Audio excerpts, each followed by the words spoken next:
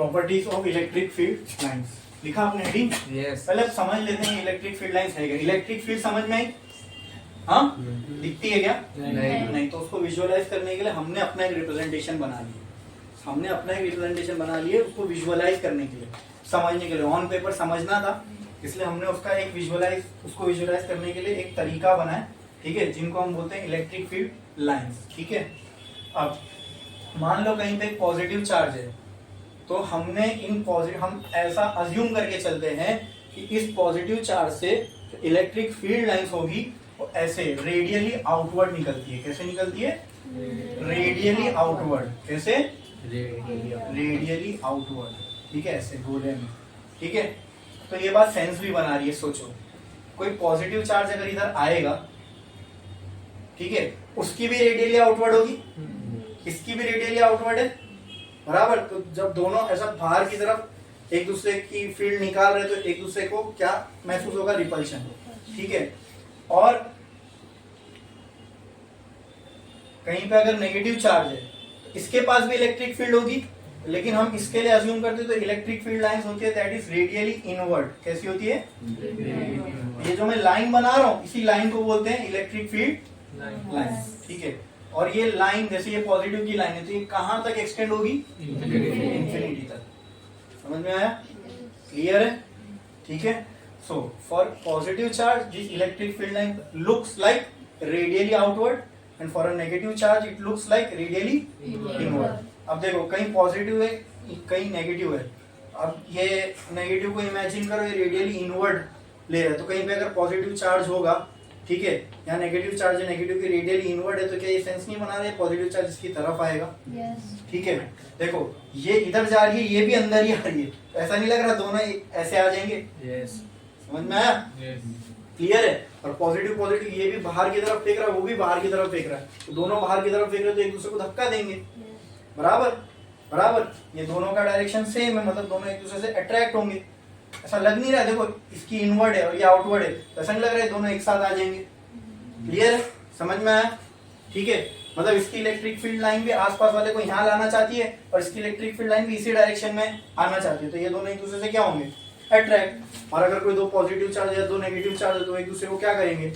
Positive से इसको अच्छे से समझना था, पॉजिटिव वाले भी इलेक्ट्रिक फील्ड लाइन बाहर फेंक रहा है, दूसरा पॉजिटिव भी बाहर फेंक रहा है, दोनों पॉजिटिव इलेक्ट्रिक फील्ड लाइन बाहर फेंक रहे, दोनों एक दूसरे से क्या होंगे? रिपेल होंगे। ये अपनी तरफ देखो दिख रहा है, अपनी ऐसा नहीं लग रहा अपनी तरफ बुला रहे, तो इसलिए नेगेटिव से क्या होगा? पॉजिटिव अट्रैक्ट होगा। बोलो क्लियर है? समझ में आया? पक्का? पक्का? इसमें किसी को कोई डाउट है?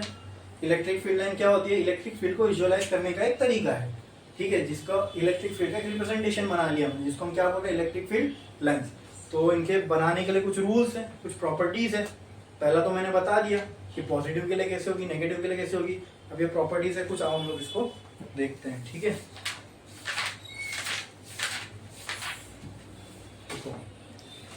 स्टार डालो, हेडिंग डालो, properties of electric field line. तो पहली property,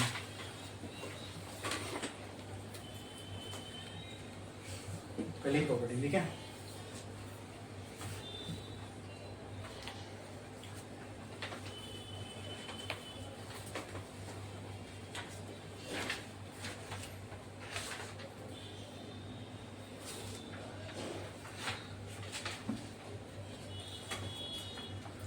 for a positive charge electric field lines move radially outwards radially outwards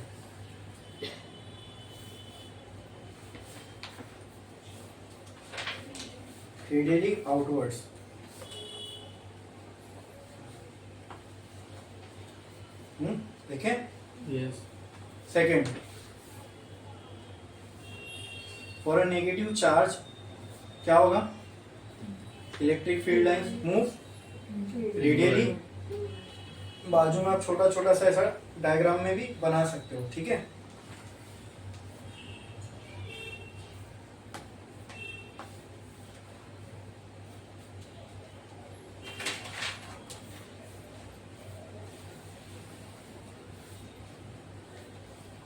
electric field lines, next point, electric field lines originate from positive charge, originates from positive charge and terminates on negative charge, उसके नीचे ये एक diagram बना लेना.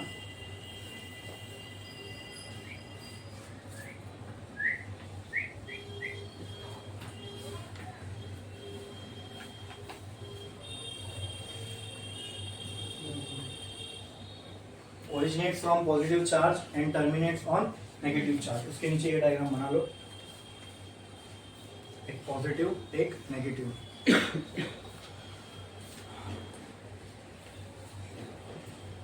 बना लिए.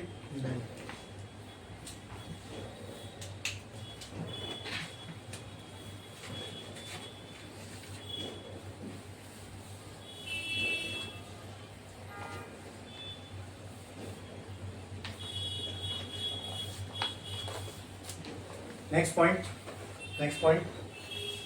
The electric field lines does not form closed loop.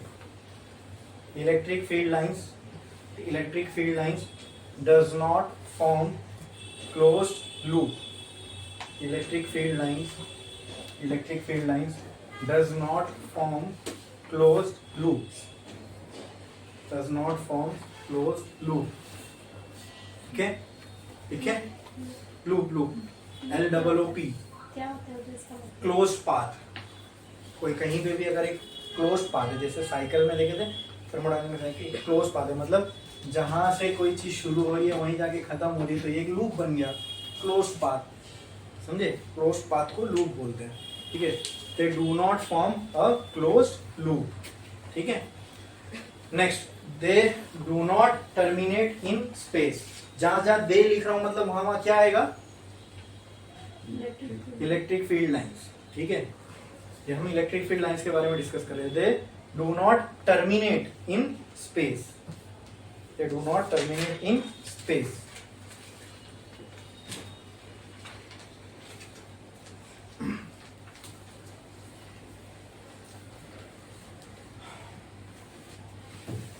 ठीक है.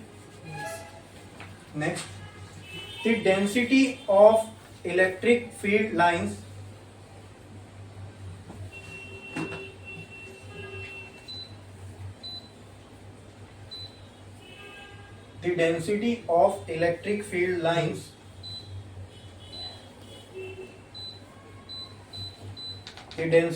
of electric field lines gives us an idea about the strength of electric field. The strength of electric field.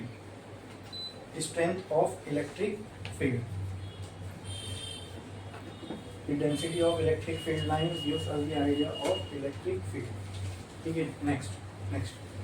Next point. Electric field lines are perpendicular to the surface of the charge. Electric field lines are perpendicular to the surface of the charge. Electric field lines are perpendicular to the surface of the charge. ठीक है आपने? ठीक है. Next point. The tangent drawn on an electric field line. The tangent drawn on an electric field line gives us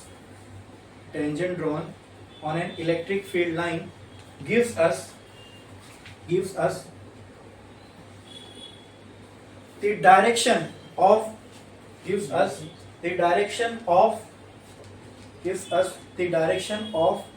electric field.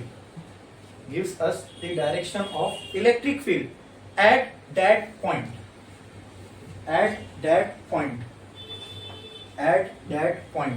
Okay. Next.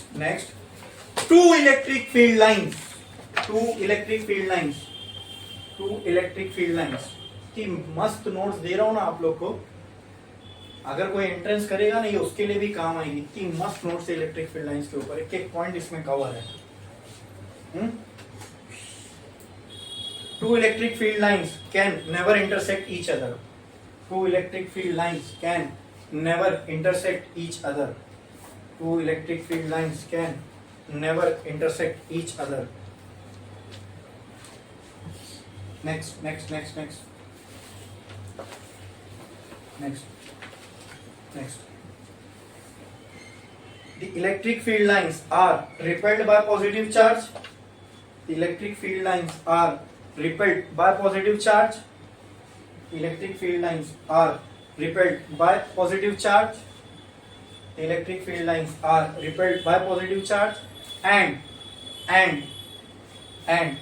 attracted by negative charge.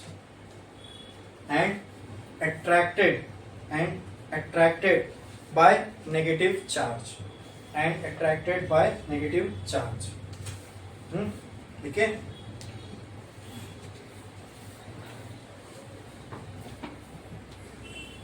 Under electrostatic conditions, under electrostatic condition,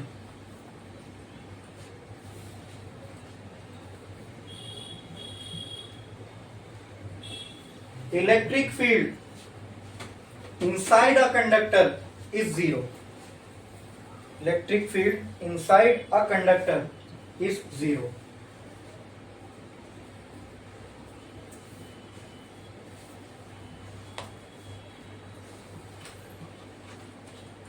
ठीक है। Next next next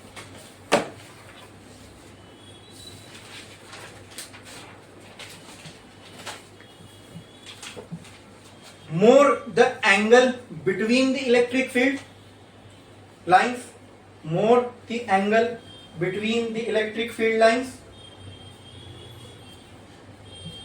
less will be the electric field lines. More the angle between the electric field lines, less will be the electric field lines. Next.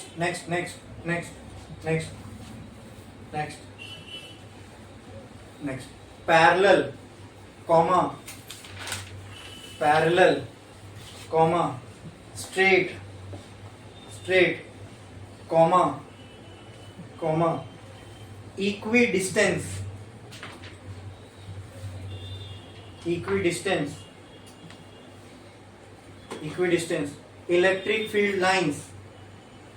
electric field lines represents uniform electric field, represents uniform electric field.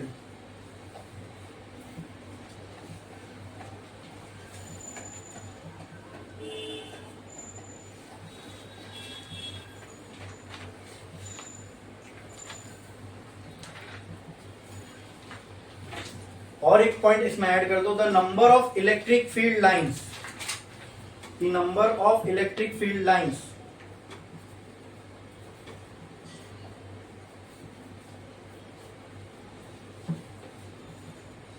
From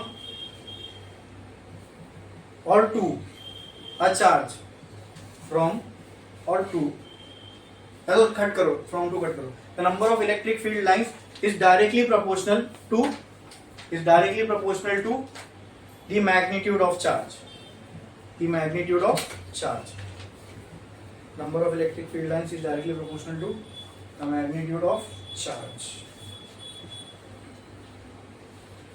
first और second point तो समझ में आ गया होगा सबको? Yes. अब एक एक पॉइंट देखेंगे और उसको समझेंगे, ठीक है? ठीक है, चलो आप पढ़ो, क्या लिखे थे हमने फर्स्ट पॉइंट, जल्दी जल्दी। मैं For a positive charge, electric field lines move radial outward.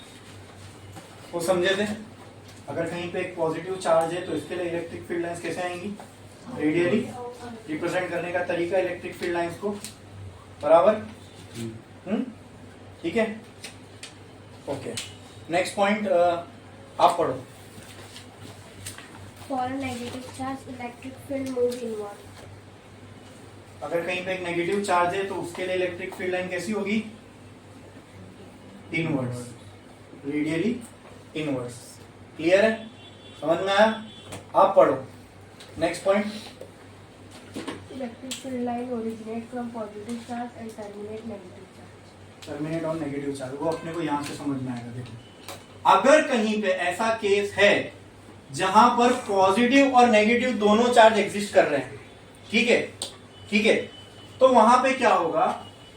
Electric field line positive से निकलते हुए दिखेगी और नेगेटिव पे क्या हो जाएगी? टर्मिनेट। तो क्या ये दोनों बातों का सेंस बना रही है? मतलब ये चार्ज को देखोगे तो तुमको यहां से बाहर निकलती हुई दिख रही है field, which is true that positive में से रेडियली आउटवर्ड निकलेगी।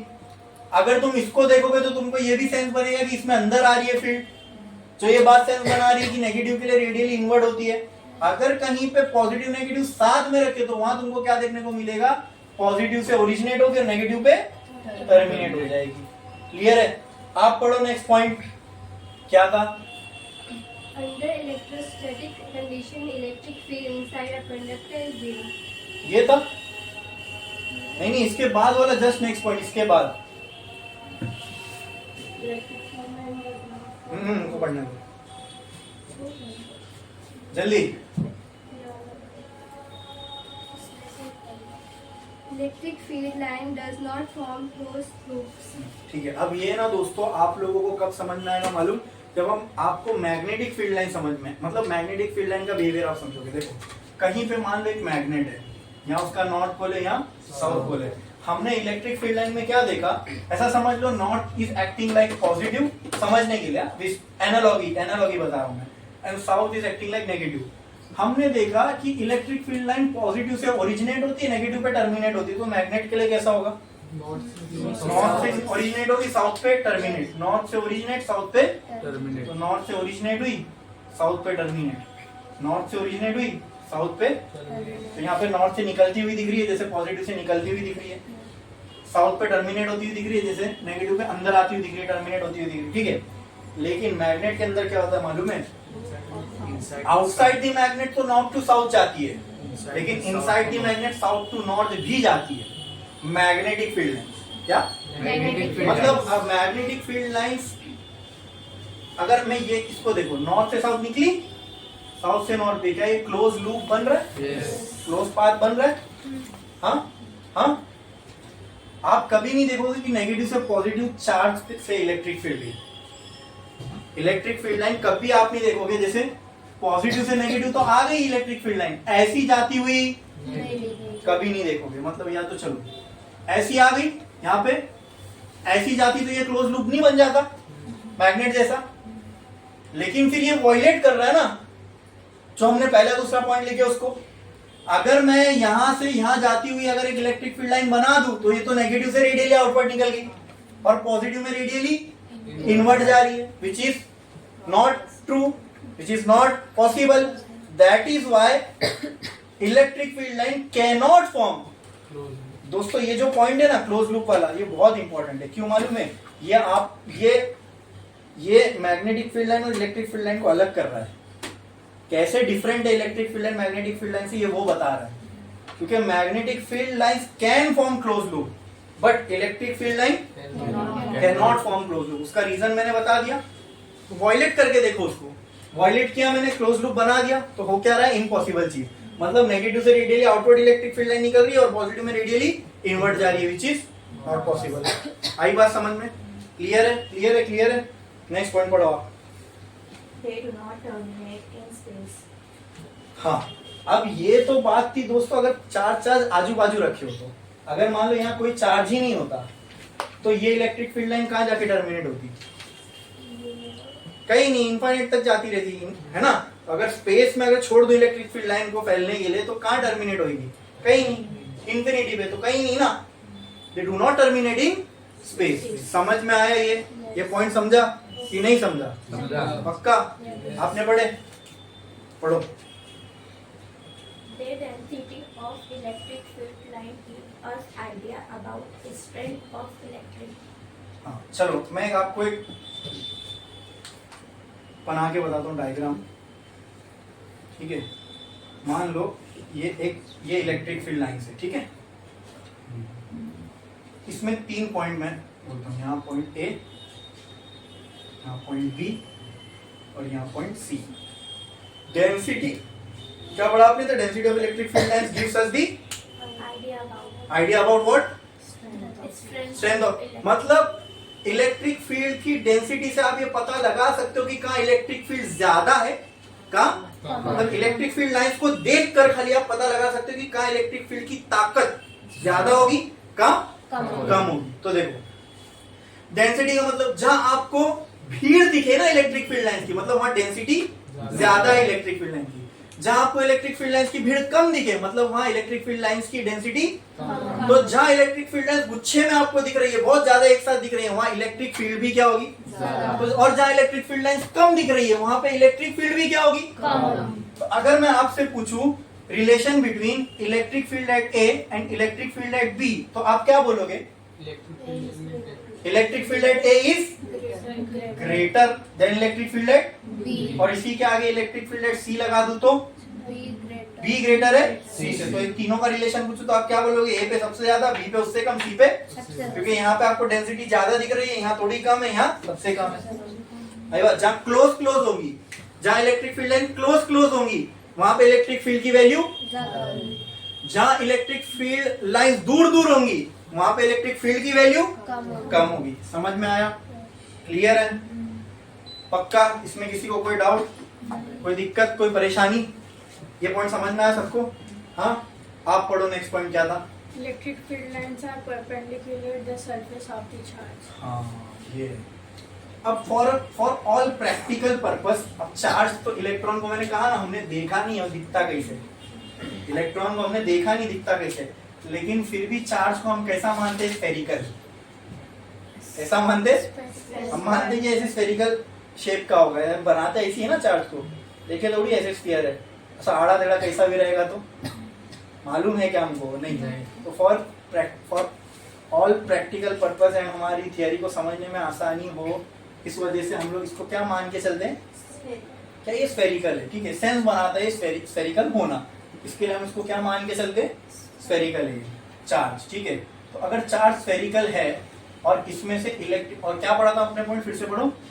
Electric field lines are perpendicular to the surface of the charge. हाँ, मतलब अगर ये पॉजिटिव चार्ज है तो इसमें से क्या निकलेगी? इलेक्ट्रिक फील्ड लाइन निकलेगी ऐसे ऐसे ऐसे ऐसे, बराबर। And these electric field lines are perpendicular to the surface. क्या होती है ये? क्या होती है? ये पक्का है, ठीक है। ये बाय नेचर इसको प्रॉपर्टी मिली, अगर कहीं पे इलेक्ट्रिक फील्ड लाइंस आपको चार्ज से बाहर निकल दिख रही है, मतलब वो चार्ज के सरफेस के क्या होगी? Perpendicular. And for all practical purpose we assume the shape of the charge to be spherical, that is. और देखो कोई स्फेरिकल चीज से अगर कोई लाइन निकल रही है और वो परपेंडिकुलर है, तो ये जरूरी है ये उसके सेंटर से ही पास हो, ये जरूरी है, तभी ये परपेंडिकुलर हो सकती है। अगर ये लाइंस इलेक्ट्रिक फील्ड लाइन इस चार्ज के सेंटर से पास नहीं होगी तो परपेंडिकुलर भी नहीं होगी, ठीक है। हमने क्या लिखा है कि इलेक्ट्रिक फील्ड लाइन परपेंडिकुलर है, इसका मतलब ये पक्का चार्ज के कहां से पास हो रही होगी। तो ऐसे समझने के लिए समझ सकते हो कि इलेक्ट्रिक फील्ड लाइन ओरिजिनेट हो रही है अंदर से। समझने के लिए आसान अच्छा लगता है ना, हाँ, अंदर से बाहर कुछ चीज निकल रही, तो कहां से वो सेंटर से हो सकता है आगे। क्लियर है? पर मैं एक तो ज्योमेट्री बता रहा हूं आपको। ये कोई स्फीयर से अगर कोई लाइन परपेंडिकुलर है सरफेस से, तो it must pass to the centre, ये होगा ही होगा, ठीक है। ये बात ट्रू बैठेगी उससे। पढ़े आपने? पढ़ो The tangent drawn on an electric field line gives us the direction of electric field at the point. चलो मैं ये वाला एग्जांपल लेके चलता हूँ। हाँ, अब ये इलेक्ट्रिक फील्ड लाइन तो यहाँ जा रही है, ठीक है। मैं क्या बोलता हूँ आपको, यहाँ एक पॉइंट है, यहाँ लेट दिस पॉइंट बी ए। मैंने आपसे कहा कि मुझे पॉइंट ए पे, ये तो इलेक्ट्रिक फील्ड लाइन है, ये जो जा रही है इलेक्ट्रिक फील्ड लाइन है। मैंने कहा पॉइंट ए पे मुझे इलेक्ट्रिक फील्ड का डायरेक्शन बताओ, क्योंकि electric field is a vector quantity, तो इसकी वैल्यू तो होगी, साथ ही साथ एक डायरेक्शन भी होगा। मैं आपसे क्या कह रहा हूं, मुझे इलेक्ट्रिक फील्ड का क्या बताओ, at point A, at point, आपको कुछ नहीं करना, पॉइंट ए पे क्या कर दो, टेंजेंट बना दो। टेंजेंट का मतलब क्या, जैसे ये सर्कल है, यहाँ मुझे टेंजेंट बनाना, तो एक लाइन बना दो जिसको छूते हुए निकल जाए। तो यहाँ पे भी मुझे टेंजेंट बनाना है, तो क्या करो, एक लाइन बना दो जिसको छूते हुए निकल जाए। तो क्या पढ़ा आपने, the line drawn, the tangent drawn On an electric field on an electric field line. gives us the direction of electric field at that point. मतलब अगर मैंने पॉइंट ऐसे टेंजेंट बना दिया तो मुझे ये टेंजेंट क्या देगा, डायरेक्शन देगा। किसका, इलेक्ट्रिक फील्ड लाइन, कहां पे, एट पॉइंट ए। ये हो गया इलेक्ट्रिक फील्ड का डायरेक्शन। अच्छा, मान लो ये एक पॉइंट है बी, मुझे यहां पे इलेक्ट्रिक फील्ड का डायरेक्शन नहीं, मतलब यहां पे भी तो इलेक्ट्रिक फील्ड होगी ना, इसकी वजह से क्या यहाँ पे इलेक्ट्रिक फील्ड होगी, होगी ना। उसका डायरेक्शन मतलब कहां पे है, कौन से डायरेक्शन में बनाना है, तो क्या करोगे, जो डायरेक्शन में इलेक्ट्रिक फील्ड मूव हो रही है बस वहां पे एक टेंजेंट बना दो। लो ये डायरेक्शन में इलेक्ट्रिक फील्ड है डायरेक्ट बी, यहाँ पे ये पॉइंट सी है, यहाँ पे मुझे इलेक्ट्रिक फील्ड का डायरेक्शन निकालना है। बोलो कैसे निकालेंगे, यहाँ पे बस एक टेंजेंट बना दो। Tangent drawn at any point on an electric field line gives us what, direction of electric field at that point. Clear है, क्लियर है, आपने पढ़ा, पढ़ो next one. Two electric field lines can never intersect each other. दो electric field line कभी intersect नहीं हो सकती, ये बात पक्की है, ये बात पक्की है, ठीक है। तो मान के चले इसको, हाँ मैं प्रूफ करता हूँ। वाई, इसको वायलेट करते हैं तो समझ में आ जाएगा, इसको वायलेट करते हैं हम लोग, इंटरसेक्ट करवा के देखते हैं। देखो ये एक इलेक्ट्रिक फील्ड लाइन है, ये एक इलेक्ट्रिक फील्ड लाइन है, ठीक है। ये दोनों कहाँ इंटरसेक्ट हो रही है, इधर पे, बराबर बराबर। अब मैं अगर इधर हूं तो मेरा डायरेक्शन कहाँ है, इधर।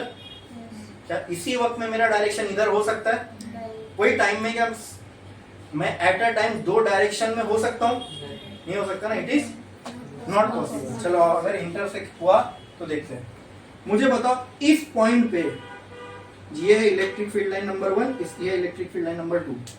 इस पॉइंट पे मुझे इलेक्ट्रिक फील्ड का डायरेक्शन निकालना है, कैसे निकलेगा, अरे तरीका बताओ, मैं ये नहीं पूछ रहा।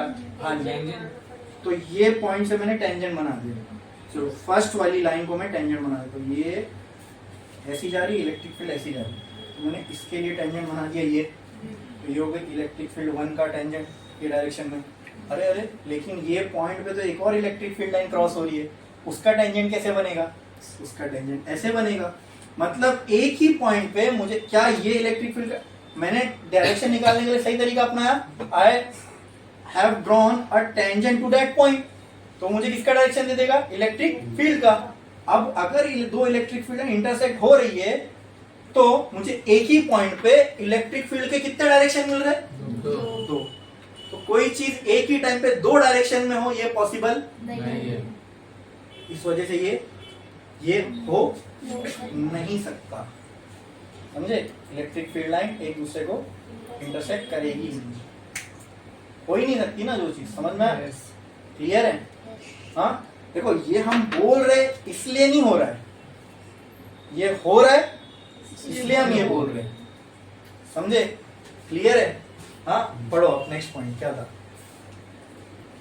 The electric field lines are repelled by positive charge and attracted by negative charge. हाँ अब देखो, मान लो कहीं पे मस्त ऐसा इलेक्ट्रिक फील्ड लाइन चल रही है, हाँ ये इलेक्ट्रिक फील्ड लाइन थी, अपना मस्त जा रही है, हाँ अच्छे से, बीच में इसको पड़ गया पॉजिटिव चार्ज, क्या मिल गया, और जैसे ही अपना चुपचाप है जाना चाह रही थी, पॉजिटिव नहीं नहीं नहीं नहीं आना ही पड़ेगा, आना ही पड़ेगा, पॉजिटिव चार्ज से क्या हो जाती है, अट्रैक्ट। समझ रहे हो क्या होगा, कहीं पर इलेक्ट्रिक फील्ड लाइन फ्लो हो रही है ना, पॉजिटिव चार्ज आ गया तो फिर क्या हो जाएगी, उसकी तरफ अट्रैक्ट हो जाएगी, ये ऐसा थे। अच्छा रिपेल, अरे हाँ रिपेल, रिपेल लिखे ना,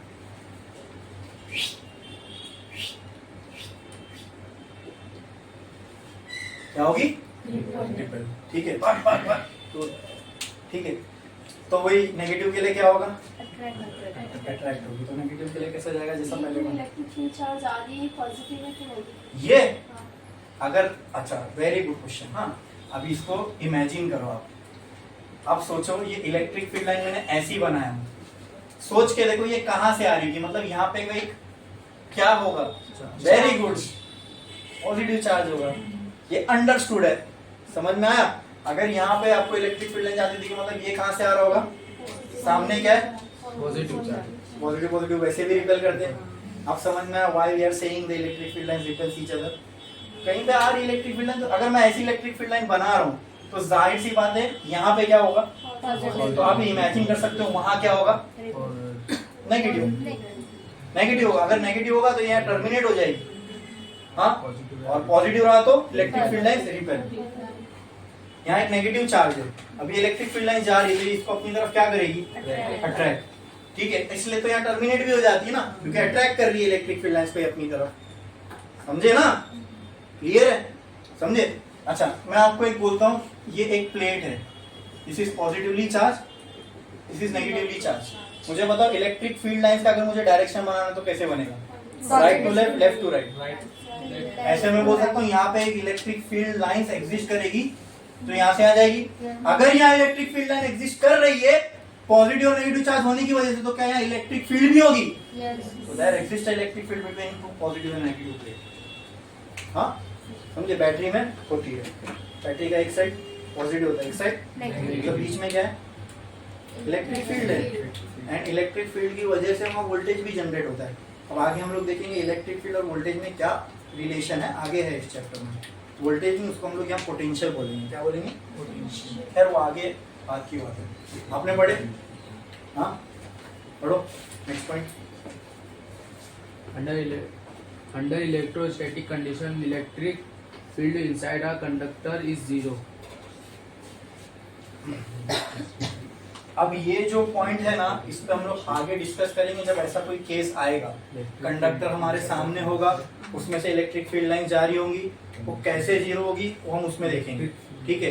लेकिन इतना समझ लो, अगर कोई इलेक्ट्रोस्टैटिक कंडीशन है तो वो इलेक्ट्रोस्टैटिक कंडीशन भी क्या होगी वो उसी टाइम हम लोग देखेंगे, ठीक है, ठीक है। नेक्स्ट पॉइंट पे आ जाओ, नेक्स्ट पॉइंट आपने पढ़े, पढ़ो, नेक्स्ट पॉइंट पढ़ो। Move the angle between the electric field lines less between the electric field lines.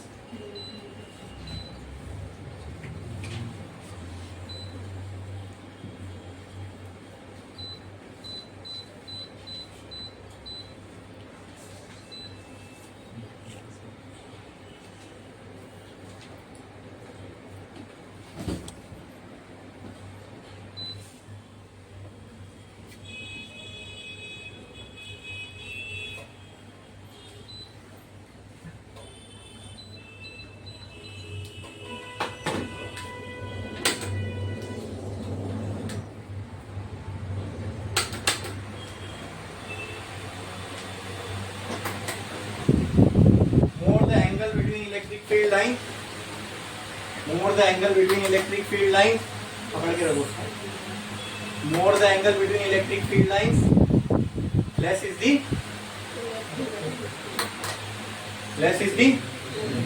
Electric field. अब ये सिंपल सी बात है, मान लो यहाँ पे एक पॉजिटिव चार्ज है, ठीक है, ये एक इलेक्ट्रिक फील्ड लाइन है, ये एक इलेक्ट्रिक फील्ड, ये एक इलेक्ट्रिक फील्ड लाइन।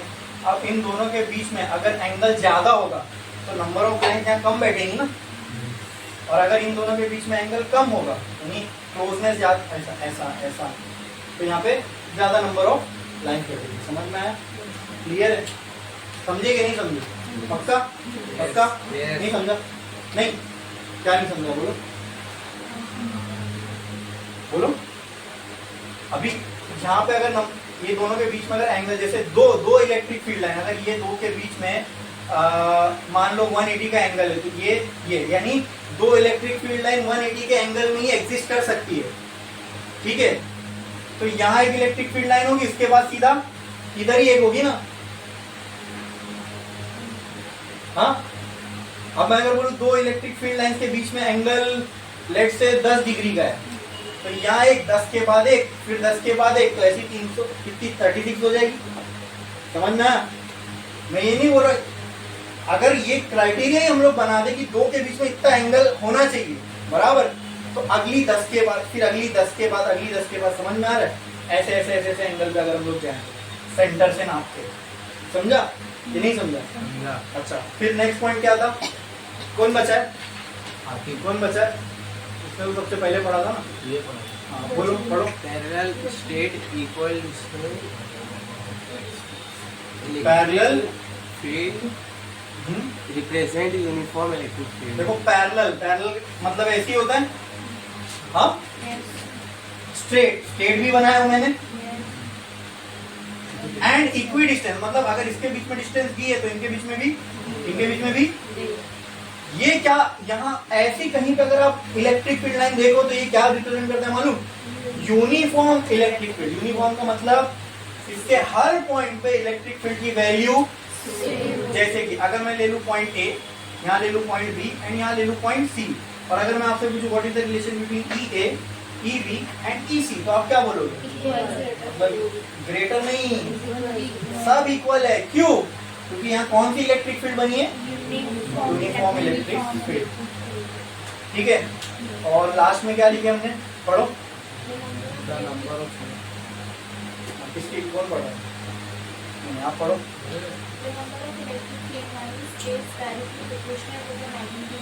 जैसे मान लो कहीं पे दो चार्ज है, यहाँ पे एक चार्ज है जो है 2Q का और यहाँ पे एक चार्ज है 4Q का, तो आप सीधा सीधा बोल सकते हो अगर यहाँ से 4 लाइन निकल रही है ना, ये उसका डबल है ना मैग्नीट्यूड में, तो यहाँ से कितनी लाइन निकलेगी? 8। मतलब 1 2 3 4 5 6 7 8, समझे? Magnitude number of electric field line is directly proportional to the, जिस चार्ज का मैग्नीट्यूड ज्यादा उसकी इलेक्ट्रिक फील्ड लाइन ज्यादा। जैसे 2Q यहाँ से 4 निकल गई तो 4Q तो वहां से, जैसे 4 मैग्नीट्यूड में डबल है तो उसकी इलेक्ट्रिक फील्ड लाइन किसके डबल ही होगी। क्लियर है?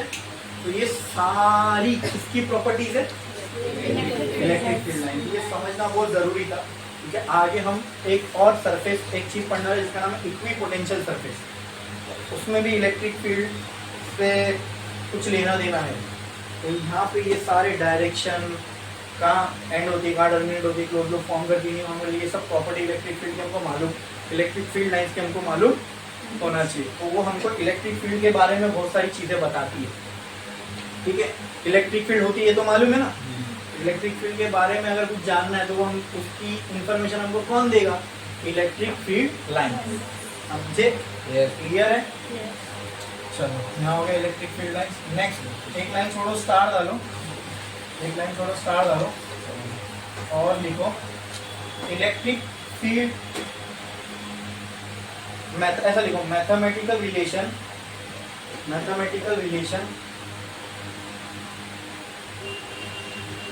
For electric field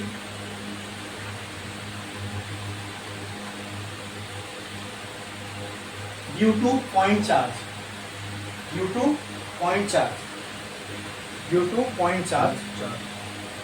at some distance from the charge, due to point charge at some distance from the charge, अब देखो आपको क्या करना है ना, इलेक्ट्रिक फील्ड के लिए मैथमेटिकल रिलेशन निकालना है, मतलब इलेक्ट्रिक फील्ड की वैल्यू निकालनी है for point charge. Point charge का मतलब होता है सिंपल, एक सिंगल चार्ज के रखा होगा उसको हम लोग पॉइंट चार्ज क्या बोलते हैं। अच्छा, ये कहाँ निकालनी है? Some distance from the charge, मतलब मान लो इस पॉइंट चार्ज से कुछ डिस्टेंस दूर, यानी ये डिस्टेंस को मैं मान लेता हूँ डिस्टेंस लेट से r है, क्या मान लिया डिस्टेंस, और कुछ डिस्टेंस दूर जाने के बाद यहाँ पे मैंने एक पॉइंट बना दिया विच इज पॉइंट O। इस पॉइंट पे इस चार्ज, पहले तो बोलो क्या इस चार्ज से इलेक्ट्रिक फील्ड बनेगी? तो अगर मैं इसकी इलेक्ट्रिक फील्ड लाइन बनाऊं तो ऐसे ऐसे ऐसे ऐसे भी जाएगी। अगर तो क्या इस चार्ज की वजह से यहाँ पे कोई इलेक्ट्रिक फील्ड बनेगी? अच्छा, ये भी हमको मालूम है, यहाँ वो इलेक्ट्रिक फील्ड की वैल्यू ज्यादा होगी कि कम होगी? जैसे जैसे दूर जाऊंगा इलेक्ट्रिक फील्ड की वैल्यू, जैसे जैसे r बढ़ेगा इलेक्ट्रिक फील्ड की वैल्यू, ये हमको मालूम है। चलो ठीक है, कम होगी, लेकिन यहाँ तो कुछ होगी ना, कुछ तो वैल्यू होगी इलेक्ट्रिक फील्ड की, बस वही निकालना है। अच्छा, यहाँ पे जो भी इलेक्ट्रिक फील्ड होगी वो किसकी वजह से होगी? ये प्लस क्यू चार्ज, और ये कैसा वाला चार्ज है? Plus Q point charge. क्या है? एक होता है पॉइंट चार्ज, एक होता है कंटिन्यूअस चार्ज। अब ये कौन सा है? Point charge. एक ही चार्ज है, दिख रहा है? ऐसे चार्ज को हम लोग क्या बोलते हैं? Point charge. इसकी वजह से यहाँ पे क्या इलेक्ट्रिक फील्ड बनेगी? पक्का? तो फिर निकालना वही तो 11th में था ये। बोलो इसका फॉर्मूला क्या होगा? Electric field at point O, इस पॉइंट पे क्या होगा? ये अंडरस्टूड है कि इस पॉइंट के वजह, इस चार्ज की वजह से ये इलेक्ट्रिक फील्ड, समझे ना? इसकी कुछ तो वैल्यू होगी ना यहाँ पे, इसकी वजह से इलेक्ट्रिक फील्ड की कुछ तो वैल्यू होगी ना यहाँ पे। बस बताओ क्या होगी?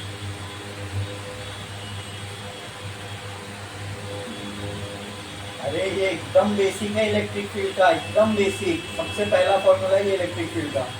इसके बाद फिर डाइपोल आते हैं, ठीक है? फिर डाइपोल की एक्सिस, डाइपोल की इक्वेटर, फिर एट एनी पॉइंट, वो भी है इलेक्ट्रिक फील्ड का फॉर्मूला। वो 3 है। तो सबसे पहला है एकदम बेसिक। हाँ, बोलो क्या होगा इसका फॉर्मूला? नहीं पता? हार गए? चलो ठीक है, चलो। अब इसके लिए ये पॉइंट पे अपने को क्या निकालना है? इलेक्ट्रिक फील्ड की। तो क्या हमारे पास कोई तो फॉर्मूला है इलेक्ट्रिक फील्ड का? कौन सा? Yes, E is equal to F by Q। ये होता है F इलेक्ट्रोस्टैटिक। इसका फॉर्मूला क्या है? F electrostatic.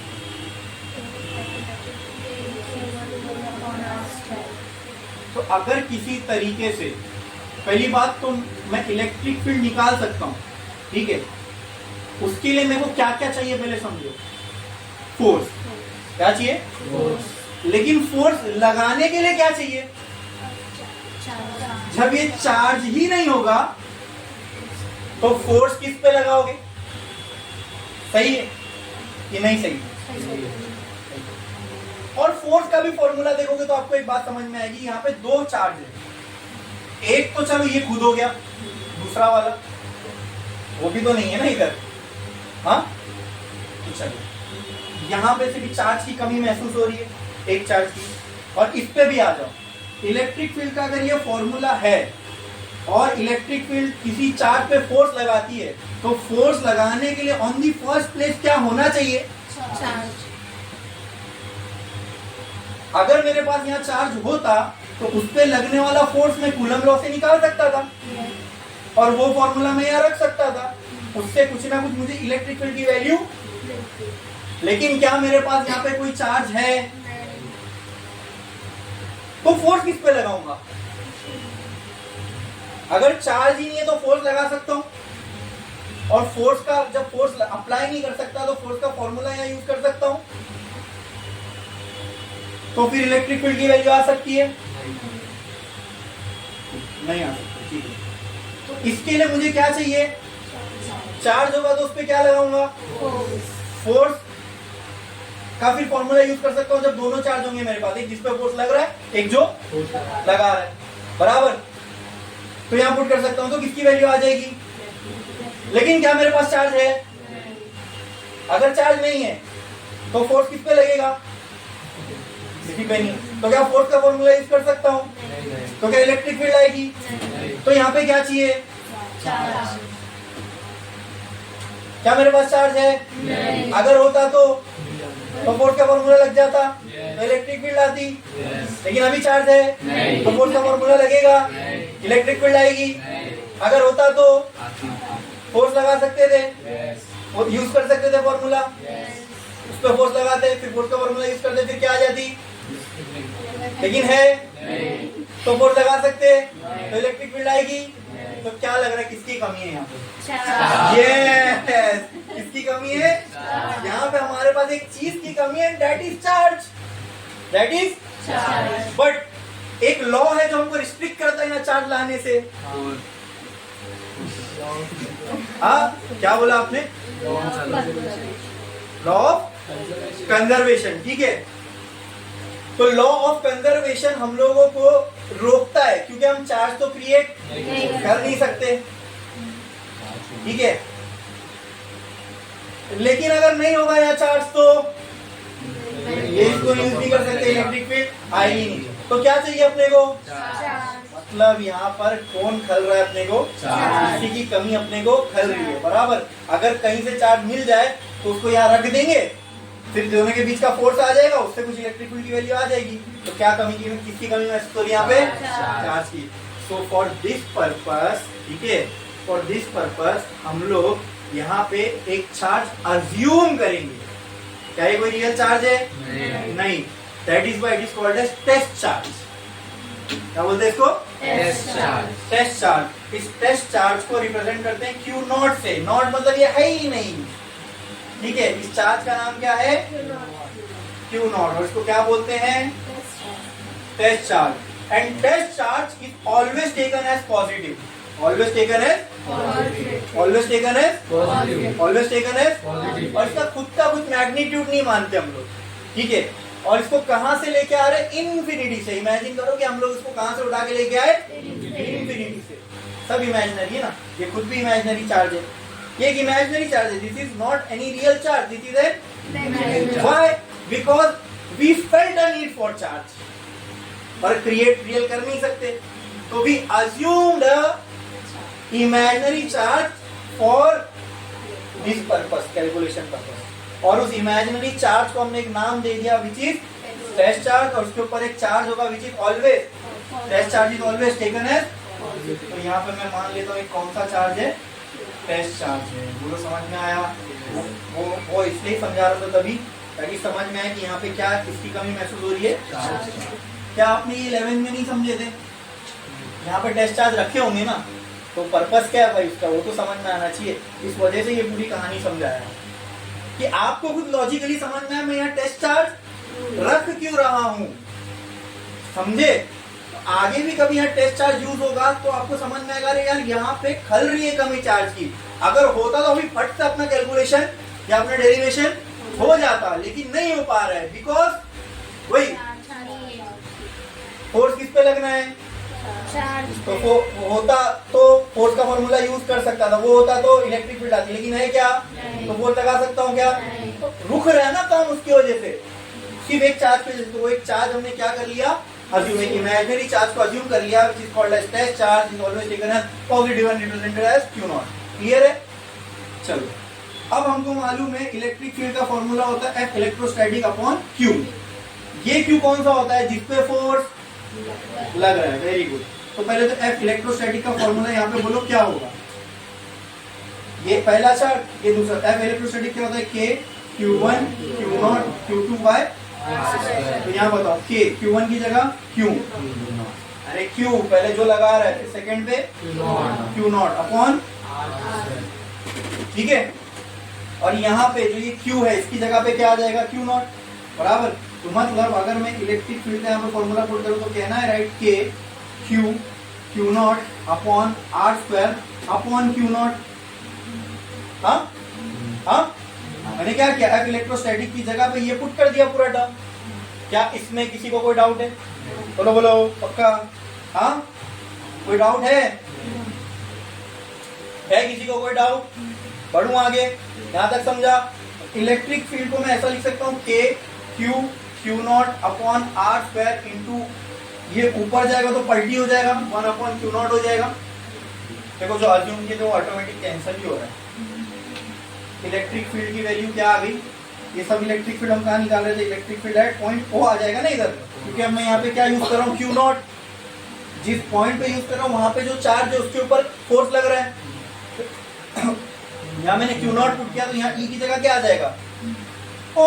मतलब ये मैं O पॉइंट पे इलेक्ट्रिक फील्ड की, अरे बोलो बोलो, क्या निकाल रहा हूँ? ठीक है, तो क्या क्या बचेगा? K, बोलो ऊपर, Q बाय K की कहानी मैं पहले ही बता चुका हूँ, यहाँ वापस नहीं लिखूंगा, ठीक है। ये हो गया इलेक्ट्रिक फील्ड का फॉर्मूला एट पॉइंट O, ठीक है। या फिर आप ये बोल सकते हो पॉइंट O पे, हाँ अब भूल जाओ, अब ये हो गया।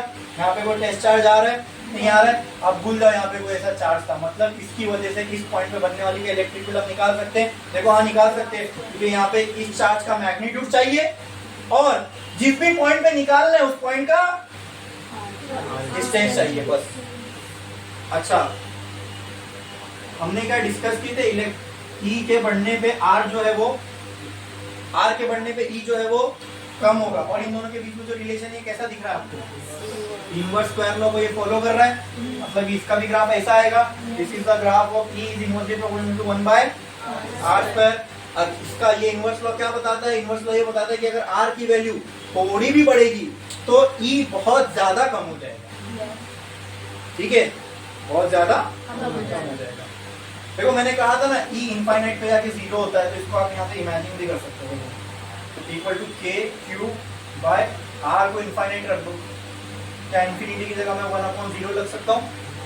हाँ, ये जीरो ऊपर चला जाएगा तो ई की वैल्यू क्या हो जाएगी, जीरो हो जाएगी ना, न्यूमरेटर में जाएगा, राइट। इन्फिनिटी ई जीरो होता है, इन्फिनिटी कहाँ है इसको मालूम, समझे समझे कि नहीं समझे, समझ में आया?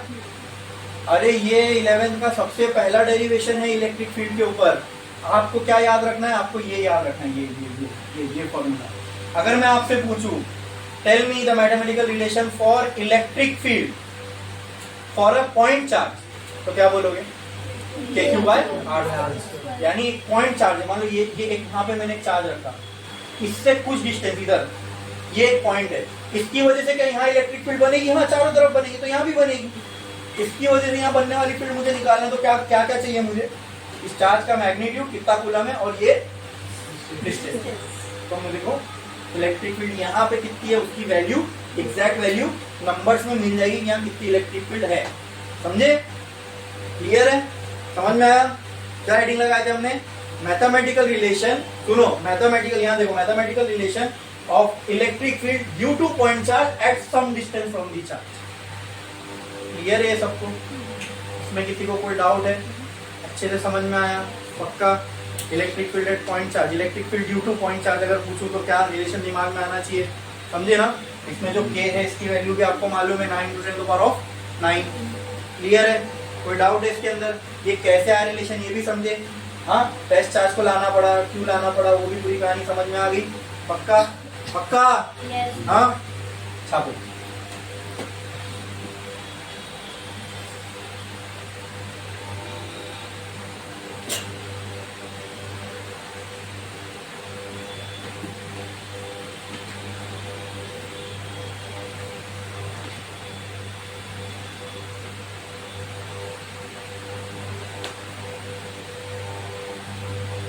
इलेक्ट्रिक फील्ड और आर के बीच का रिलेशन भी हमने देख लिया क्या होता है ना, आर जैसे जैसे बढ़ेगा वैसे वैसे इलेक्ट्रिक फील्ड क्या होती जाएगी, वेरी गुड।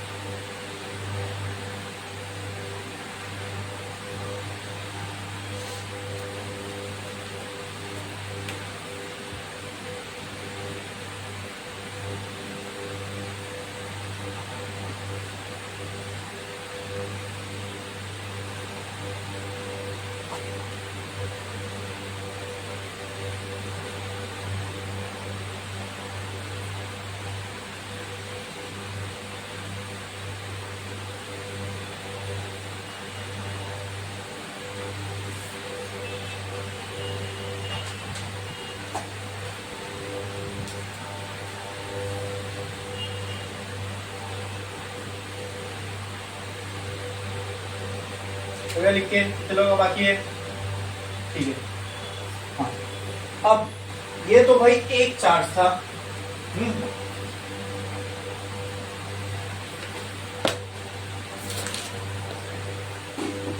ये एक पॉइंट चार्ज था। अगर यहाँ पे मैं बहुत सारे पॉइंट चार्ज बना दूं, जैसे कि let it be charge number 1, ये है चार्ज नंबर 2, ये भी पॉजिटिव, ये है चार्ज नंबर 3, ये भी पॉजिटिव, और यहाँ पे 1.4, इन दोनों के बीच का डिस्टेंस है लेट से R1, इन दोनों के बीच का डिस्टेंस है R2 और इन दोनों के बीच का डिस्टेंस है R3।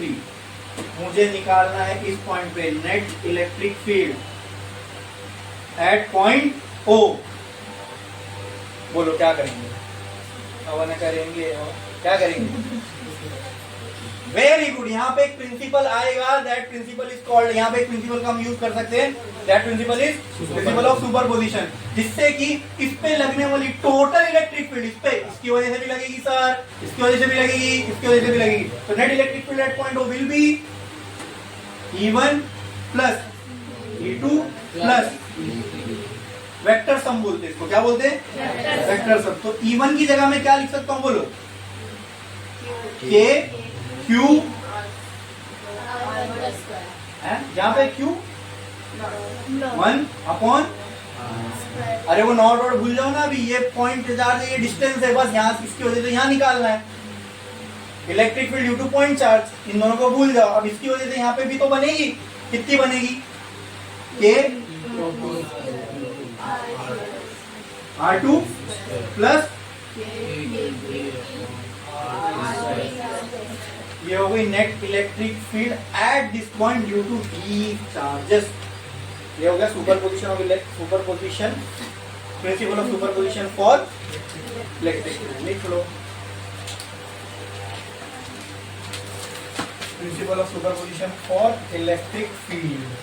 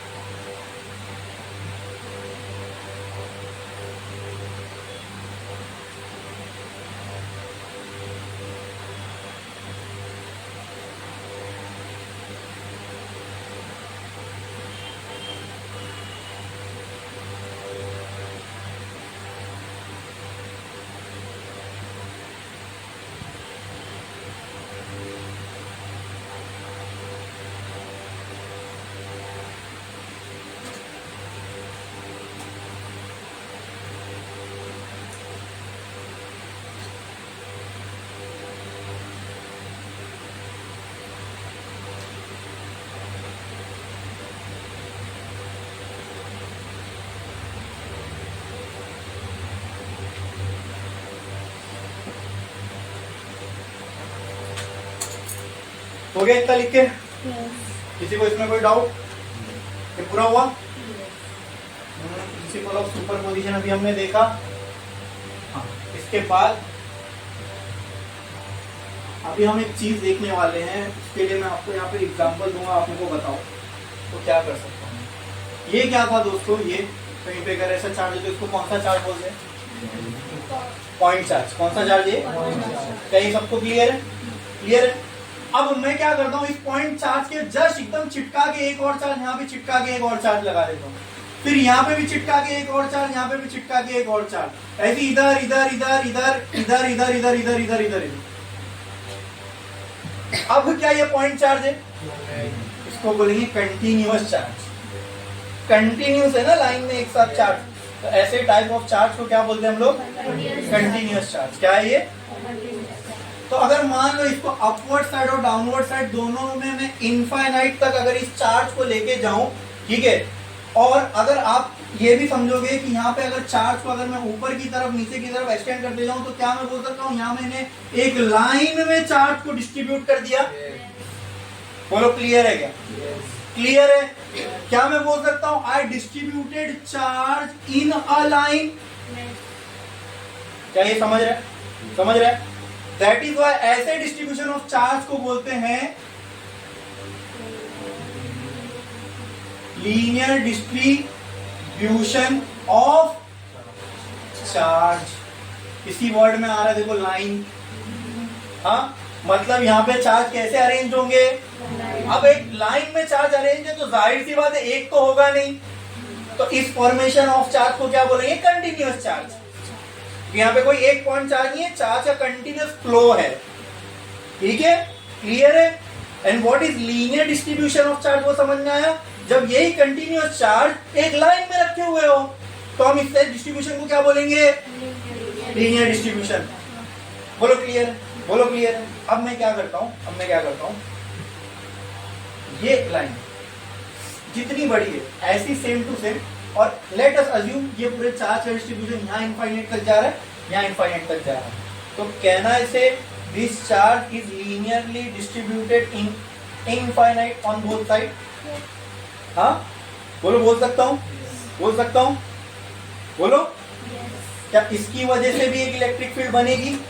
क्योंकि भाई इसमें चार्ज है, अगर चार्ज है तो ऐसे ऐसे ऐसे पॉजिटिव है ना, ऐसे दोनों साइड से निकलेगी ना इलेक्ट्रिक फील्ड, दोनों साइड से निकलेगी। अरे नहीं भाई, ये तो यहाँ भी निकलेगी, पीछे साइड भी निकलेगी, लेकिन तुम बोर्ड पे देख रहे हो इसलिए मैं तुमको ऐसा बता रहा हूँ, वरना आगे भी निकलेगी, वहां ऑफिस में भी निकलेगी, बराबर ना? नहीं नहीं नहीं, सही है कि नहीं? हर तरफ होगी ना इलेक्ट्रिक फील्ड। तो अब ऐसा गोला रख दूं यहाँ पे, गोल सा स्फीयर, तो कैसे ऐसी इलेक्ट्रिक फील्ड देगा? नहीं, रेडियली आउटवर्ड तो हर जगह निकलेगी। समझे कि नहीं समझे? नहीं, सही है कि नहीं? अरे बोलो। ओके ठीक है। अब मैं क्या करता हूँ, ये जो चार्ज है ना इनफाइनाइट तक, अच्छा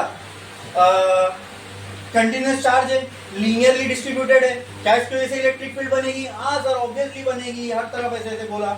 ओके, इलेक्ट्रिक फील्ड ऐसे यहाँ यहाँ यहाँ निकलेगी। ओके, तो कहना है से this electric field is due to infinitely charge plane long wire. क्या मैं इसको बोल सकता हूँ, ये जो इलेक्ट्रिक फील्ड है this is electric field due to infinitely long straight wire, या infinitely charge long straight wire. अरे जो है वही तो बस इंग्लिश में बोल रहा हूँ, और क्या है उसमें? फिजिक्स तो समझना थोड़ी है उसको, जो दिख रहा है वो बोल रहा हूँ। इलेक्ट्रिक फील्ड यहाँ होगी, क्यों होगी? Due to infinitely charge straight wire. ठीक है, ठीक है, चलो इसमें कोई डाउट है? अक्सर लॉन्ग हम लोग इसलिए लगाते हैं ना कि वहां इलायची नहीं लगा सकते। अक्सर फिजिक्स में लॉन्ग हम लोग इसलिए लगाते हैं क्योंकि इनफाइनाइट जब किसी चीज को बताना रहता है ना, तो हम लॉन्ग वर्ड चिपका देते हैं। समझ में आया? क्लियर है? अच्छा, ये हो गई electric field due to infinitely long straight wire.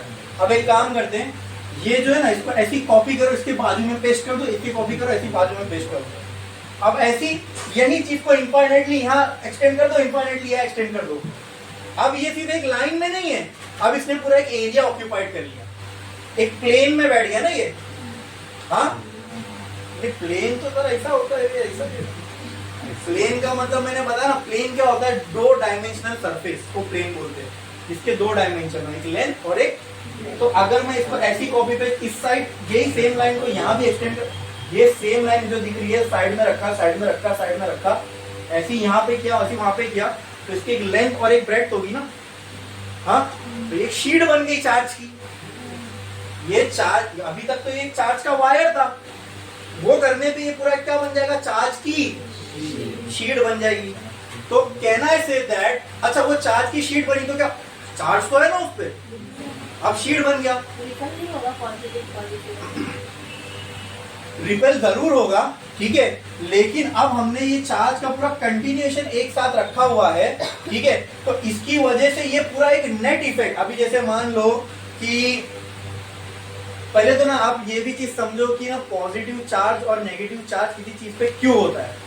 Atom के अंदर जो पॉजिटिव चार्ज है ना, that is not because of कि अंदर से कोई एक्चुअल में पॉजिटिव चार्ज कहीं से आ रहा है और बैठ रहा है। हम किसी चीज को पॉजिटिव कब मानते मालूम है? जब उसमें नेगेटिव कम होता है। जैसे मान लो एक एटम इज इलेक्ट्रिकली न्यूट्रल, तो ये जो एटम है वो इलेक्ट्रिकली न्यूट्रल होता है, मतलब उसमें जितने पॉजिटिव चार्ज होंगे उतने ही नेगेटिव चार्ज होंगे, बराबर।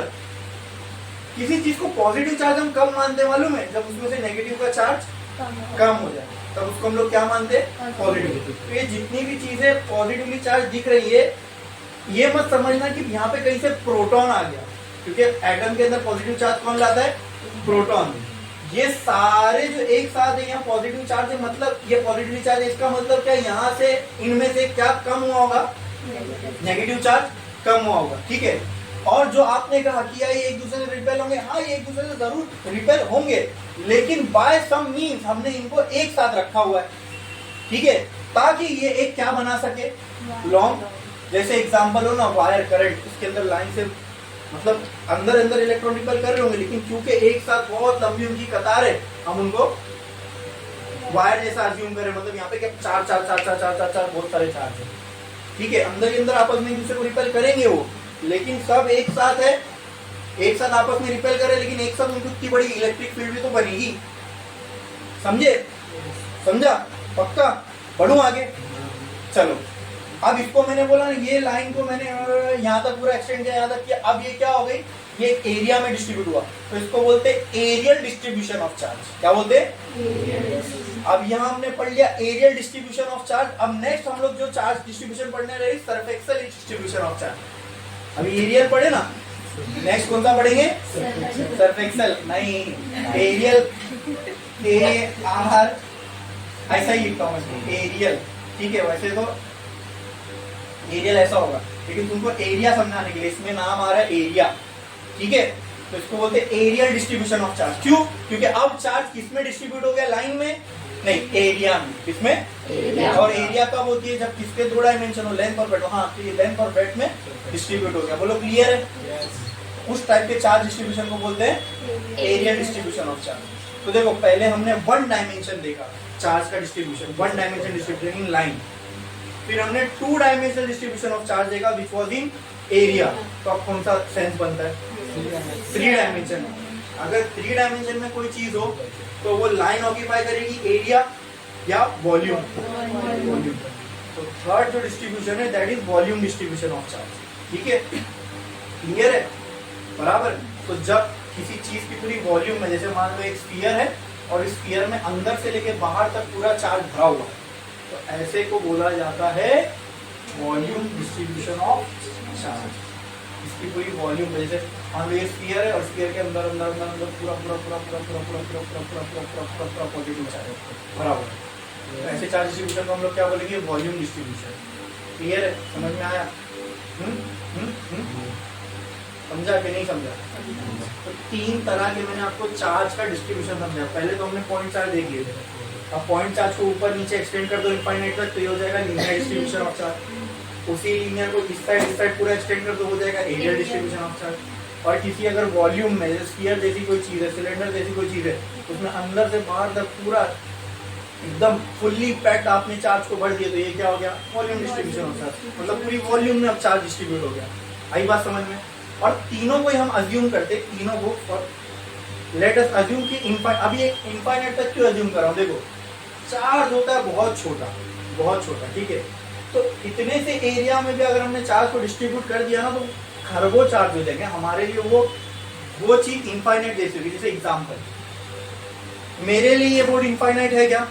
आपके लिए बोर्ड इनफाइनाइटली बड़ा है क्या? नहीं। लेकिन अब इस पे एक उंगली छोड़ दो, इस पे एक चींटी को छोड़ दो, तो चींटी के लिए बोर्ड क्या हो जाएगा? इनफाइनाइट जैसी जगह लगेगी ना, from perspective of an end. समझ रहे हो? तो जैसे चींटी के पर्सपेक्टिव से ये बोर्ड इनफाइनाइट है, वैसे हमारे पर्सपेक्टिव से अगर मैं इतने से एरिया में भी चार्ज को रख दिया, तो वो चार्ज इतने छोटे होंगे कि यहाँ कितने आ सकते हैं? हमारे लिए वो कॉन्सेप्ट इनफाइनाइट जैसा ही होगा। आप समझ रहे हो? इसलिए I am telling that we assume this kind of charge distribution as infinite. Area में भी इनफाइनाइट, लेंथ में भी इनफाइनाइट, ठीक है, और वॉल्यूम में भी इतने सारे होंगे कि हमारे लिए वो कॉन्सेप्ट, जैसे इतने से स्क्वायर में भी अगर मैं एक चार्ज भर दूं तो कितने चार्ज उसमें आएंगे? अरे वो कई trillion and trillion and trillion में कई लाख हजार करोड़ सारे चार्ज उसके अंदर आएंगे। तो हमारे लिए तो वो क्वांटिटी कैसी हो गई? इनफाइनाइट जैसी हो गई ना। That is why we are considering to be infinite distribution of charge. Infinite distribution of charge in linear way, infinite distribution of charge in areal way and infinite distribution of charge in a volume। और इसको pattern में समझना है तो infinite distribution of charge in one dimension, infinite distribution of charge in two dimension and infinite distribution of charge in three dimension। पहले में line, दूसरे में एरिया, तीसरे में वॉल्यूम।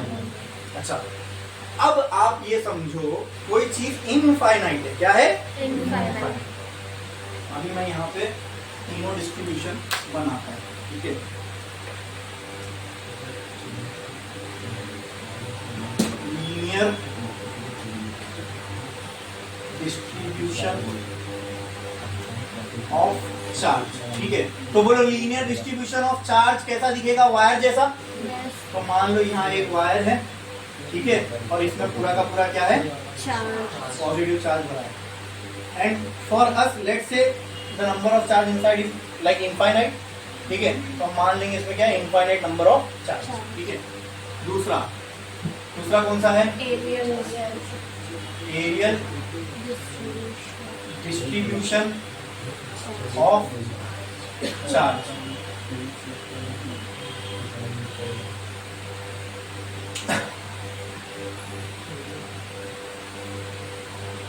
लोग की बात मेरी बात से ज्यादा इंपॉर्टेंट है, तो इधर आके करो,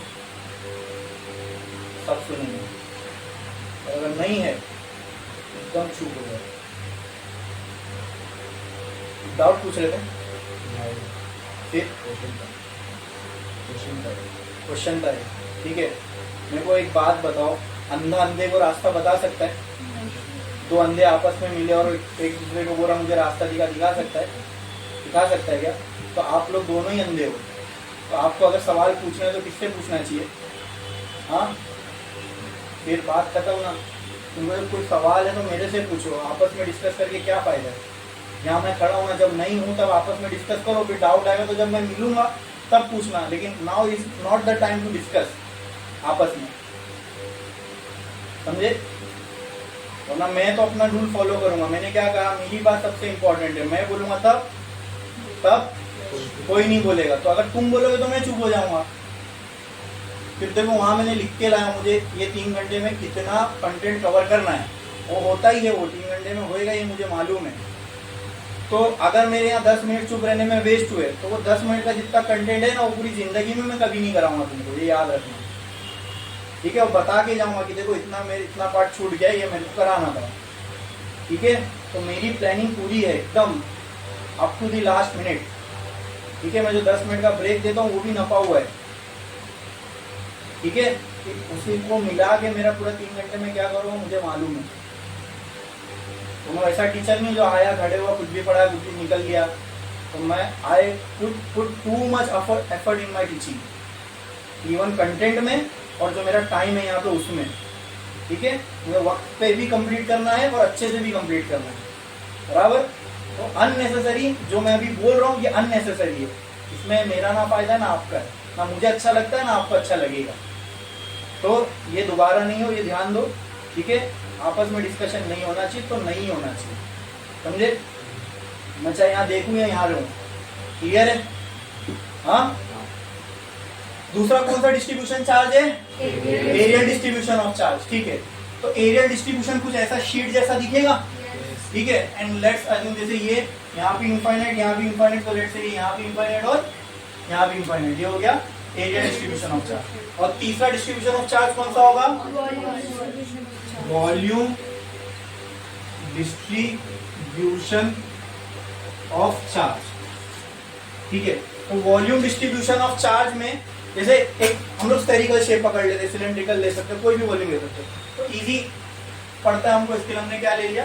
वॉल्यूम। ये स्फीयर, ये सर्कल, स्फीयर समझते हो ना, मार्बल जैसा। ठीक है, यहाँ पे इसको भी मैंने किससे भर दिया? चार्ज डिस्ट्रीब्यूट, मतलब अंदर पूरा चार्ज इसमें फैला हुआ है। ठीक है, अच्छा अब देखो कोई चीज इनफाइनाइट है, ठीक है, उसको हमको कैलकुलेट करना है, मतलब मुझे ये पता लगाना है अगर ये इनफाइनाइट है ना तो इसमें टोटल कितने नंबर ऑफ चार्ज या कितने चार्ज हमको पता करना है। तो इनफाइनाइट जैसे कंसेप्ट को हम कैसे कैलकुलेट करें? ये सवाल वैलिड है, ये समझ में आ रहा है मैं क्या बोल रहा हूँ? कोई चीज इनफाइनाइट में फैली हुई है ऐसे समझ लो, और तुमको पता लगाना है इसमें कितना चार्ज है, कैसे पता लगाना?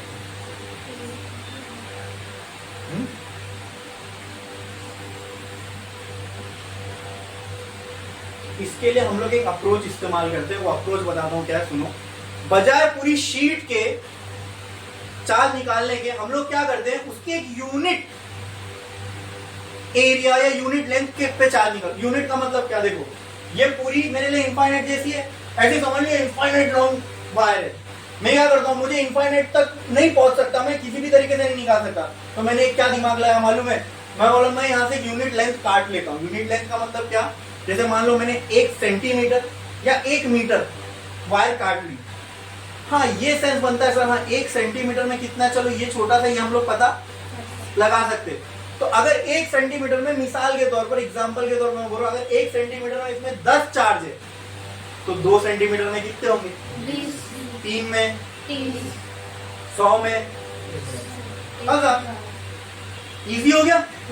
तो इनफाइनाइट वाली जो चीज थी वो हमने कैसे, उसका अप्रोच कैसे निकाला कि बजाय पूरे वायर के निकालने के लिए हम लोग क्या करेंगे, यूनिट लेंथ मतलब कुछ लेंथ का देखेंगे कितना होगा, बस उसी से बाकियों को मल्टीप्लाई कर दो, जितने का चाहिए उतने को।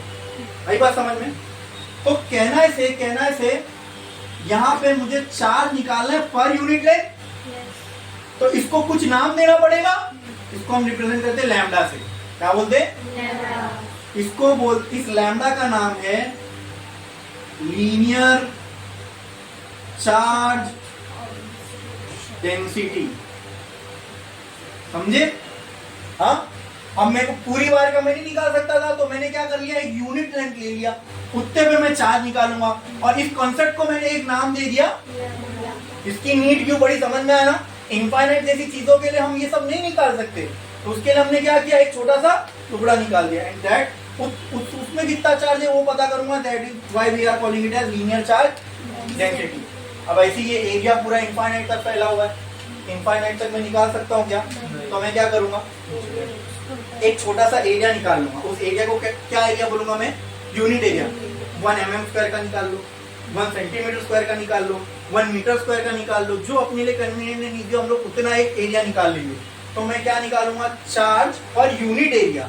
मतलब मैं पूरी शीट के लिए चार्ज नहीं निकाल रहा हूँ, मैंने एक छोटी सी एरिया पकड़ी, मैं उसके ऊपर का चार्ज निकाल रहा हूँ। तो इस कॉन्सेप्ट को भी एक नाम देना पड़ेगा।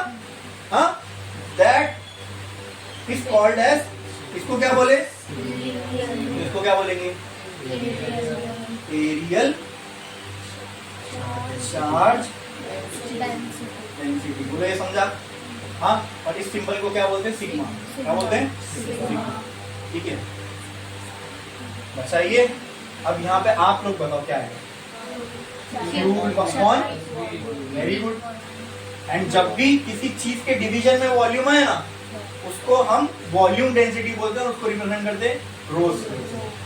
ठीक है, जैसे मास डेंसिटी, तो मास डेंसिटी को रो से रिप्रेजेंट करते हैं। ऊपर आया मास, नीचे आया वॉल्यूम। वैसे ये कौन सी डेंसिटी हुई, चार्ज डेंसिटी, क्योंकि ऊपर क्या है, नीचे क्या है। इसको हम क्या बोल सकते हैं, वॉल्यूम चार्ज डेंसिटी। क्लियर है? ये तीनों कॉन्सेप्ट समझ में आए, लैम्डा का, सिग्मा का और रो का। Linear charge density, areal charge density और वॉल्यूम चार्ज डेंसिटी। क्लियर है? लीनियर में कैसे, कहीं पे आपको इनफाइनाइटली लॉन्ग स्ट्रेट वायर दिखा, तो वहां पे आप पूरे वायर के लिए निकालोगे क्या? नहीं, सिर्फ एक छोटी सी लेंथ के लिए निकालोगे। और वो छोटी सी लेंथ कौन सी होगी, लैम्डा बराबर लैम्डा इक्वल टू Q/L। इतने ही यूनिट लेंथ का हम लोग जो चार्ज डेंसिटी लेंगे, that is called as lambda. Unit area के लेंगे तो सिग्मा, और यूनिट वॉल्यूम के लिए लेंगे तो रो। क्लियर है? समझ में आया? छापो जल्दी जल्दी।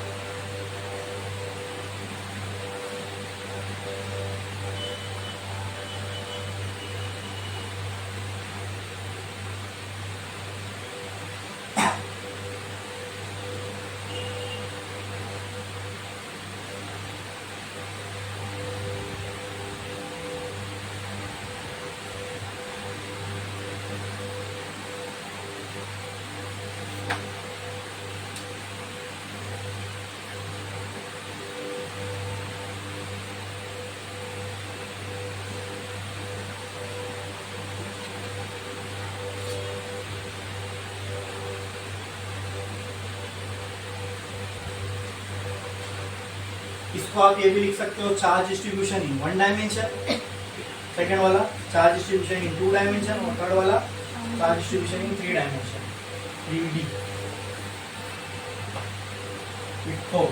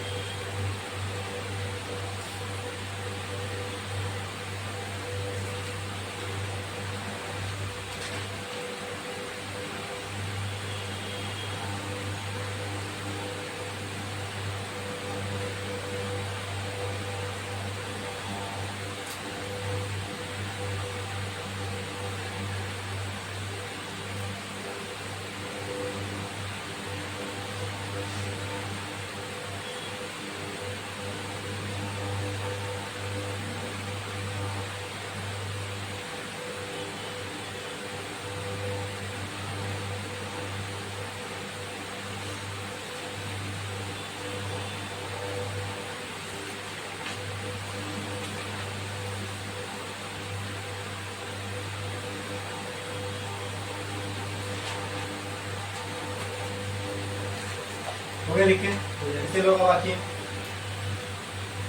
तुम भी करो।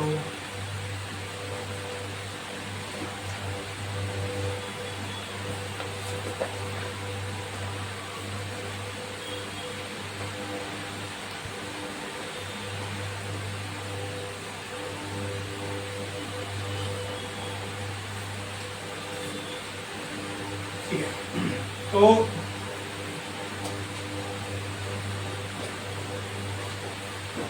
इसके बाद भी एक टॉपिक बचता है। अभी तक ये जो अपन करते हैं ना लेक्चर की शुरुआत से अब तक जितना इलेक्ट्रोस्टैटिक का अच्छे अच्छे कंसेप्ट हम लोग ने अभी देख लिए काफी सारे, लेकिन ये समझ लो अब तक मैंने 12th स्टार्ट नहीं किया। हाँ, ये पूरा लेक्चर खत्म होने आ गया, लेकिन अब तक मैंने 12th स्टार्ट नहीं किया। अब समझ लो मैं आप लोगों के समझने के लिए कितना एफर्ट लगा रहा हूँ कि मैं ये चाहता हूँ कि जब मैं वो स्टार्ट करूँ आप में से कोई ऐसा ना बचे जिनको ऐसा हो कि इसमें कुछ भी डाउट बाकी रहे या पीछे का जो भी रिक्वायर्ड है वो उसको ना आता हो। तो जितनी आपको रिक्वायर्ड चीजें थी फ्रॉम 11 वो मैंने सब कुछ बता दिया आपको, सब कुछ। ठीक है, मतलब वो 12 से 15 घंटे का कंटेंट मैंने आपको अभी 3 घंटे में बताया। उसमें किसी के साथ हमने नाइंसाफी नहीं की, काफी एकदम डिटेल में देखे ना, जो जो रिक्वायर्ड था, जो जो रिक्वायर्ड था। क्लियर है? तो मैं अभी भी एक टॉपिक बचा है फ्लक्स का, ठीक है, इलेक्ट्रिक फ्लक्स, वो होगा फिर हम लोग अपनी 12th स्टार्ट कर सकते हैं। ठीक है, तो खैर अभी अपने को टाइम परमिट नहीं करेगा कि हम लोग वो स्टार्ट करें, ये खत्म होने उसको काफी टाइम जाएगा, तो हम लोग देखेंगे नेक्स्ट लेक्चर में।